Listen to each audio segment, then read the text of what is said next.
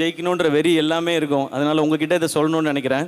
நம்ம இந்த மாதிரி கனவு லட்சியம்லாம் வச்சிருக்கும் போது சுற்றி நிறைய பேர் சொல்லிக்கிட்டே இருப்பாங்க, உனக்கு எதுக்குடா இந்த தேவையில்லாத வேலை, நீ என்ன பெரியவனா, நீ என்ன ஹீரோவான்னு கேட்பாங்க.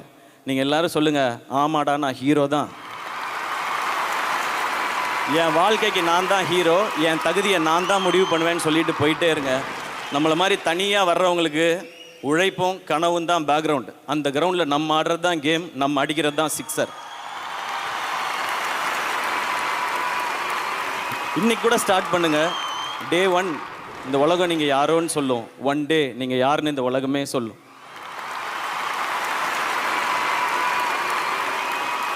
இப்போ நான் சொல்கிறதெல்லாம் என்னை பிடிச்சவங்களுக்கு நம்ம அண்ணன் இப்படி வந்துட்டாரு, நம்மளும் வந்துட முடியும்னு தோணும். என்னை பிடிக்காதவங்களுக்கு இவனே வந்துட்டான், நம்ம வர முடியாதான்னு தோணும். எப்படியோ நான் சொல்ல நினைக்கிறது போய் ரீச் ஆனால் போதும். எனக்கு லாஸ்ட்டாக ஒன்றே ஒன்று மட்டும் சொல்லிக்கிறேன். நம்ம நல்லா இருக்கணும்னு நினச்சி நம்மளை விமர்சனம் பண்ணுறவங்கள சீரியஸாக எடுத்துக்கங்க.